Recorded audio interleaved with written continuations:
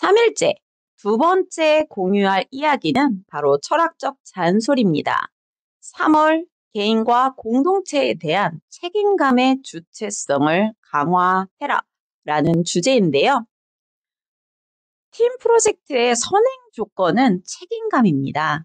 OECD 학습 나침반에는 행위 주체성이 두 가지가 나옵니다. 하나는 학생 행위 주체성, 다른 하나는 협력적 행위 주체성입니다. 그 두 가지 주체성을 모두 살리기 위해서 공동체에 대한 책임 의식을 갖게 하는 것이 매우 중요한데요.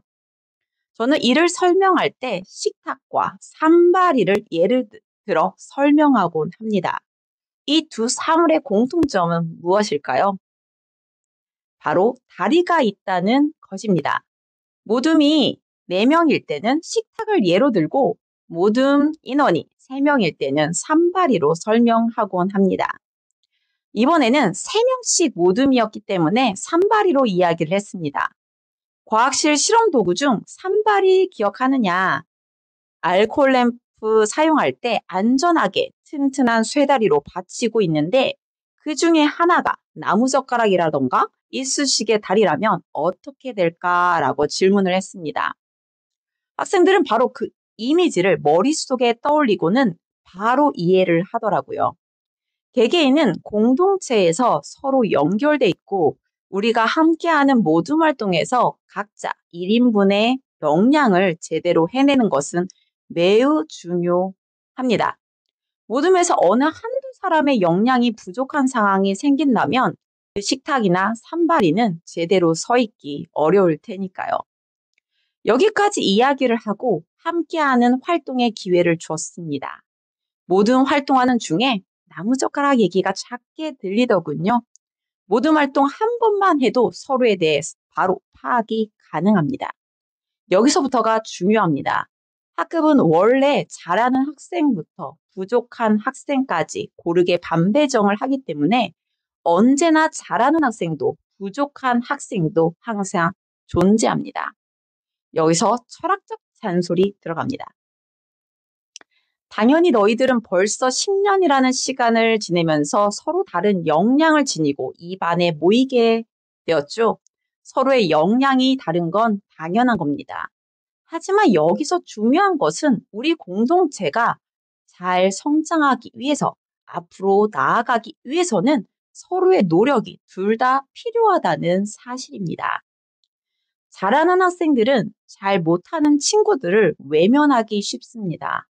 하지만 우리가 공동체가 되는 순간 서로 연결되었고 영향을 미칠 수밖에 없습니다. 같은 모둠이 된 친구가 나무젓가락의 역량을 지닌 친구라면 팀 프로젝트를 잘 해낼 수 있을까요? 3월은 서로의 격차를 최대한 줄이기 위해 노력해야 하는 달입니다. 여러분들은 앞으로 계속 여러 친구들을 만나 다양한 프로젝트를 하게 될 것이기 때문에 이 3월에 친구들이 튼튼한 다리가 될 수 있도록 최대한 도와줘야 합니다. 물론 선생님도 3월에는 부족한 부분을 최대한 메꿔주기 위해 2학년 내용이 부족하다면 기꺼이 2학년부터 설명해 줄 것입니다.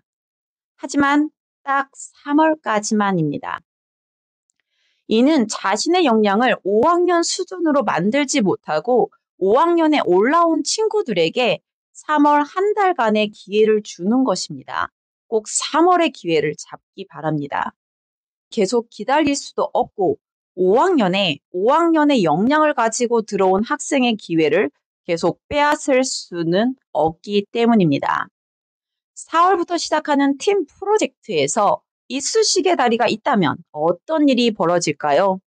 산발이의 다리 하나가 이쑤시개라면 그 산발이는 쓰러질 수밖에 없겠죠. 친구들과 협력하며 함께 나아가기는 어려워 보입니다. 3월에 내가 부족한 것을 발견했다면 그걸 채우기 위해 많은 시간을 투자하십시오. 어쩔 수 없습니다. 다른 친구들이 1시간 하는 것을 5시간을 해야만 할 수도 있습니다. 그렇게 3월 자신의 부족한 역량을 함양하여 친구들과 나란히 서길 바랍니다. 그리고 잘하는 친구들은 이 친구들이 나란히 설 수 있도록 적극적으로 도와주길 바랍니다. 나와 4월부터 1년 내내 프로젝트를 할 친구들의 역량이 향상된다면 공동체에서 서로 연결된 자신 또한 득이 됩니다. 이 철학적 잔소리의 핵심은 바로 학생행위 주체성의 책임감과 협력적 행위 주체성의 책임감을 강조하는 잔소리입니다. 주체성의 시작을 개인과 공동체에 대한 책임 의식을 지닐 수 있도록 하는 것에 1년 학습살이의 성패가 나뉘기도 합니다. 그럼 3일째 두 번째 공유 이상 마칩니다. 감사합니다.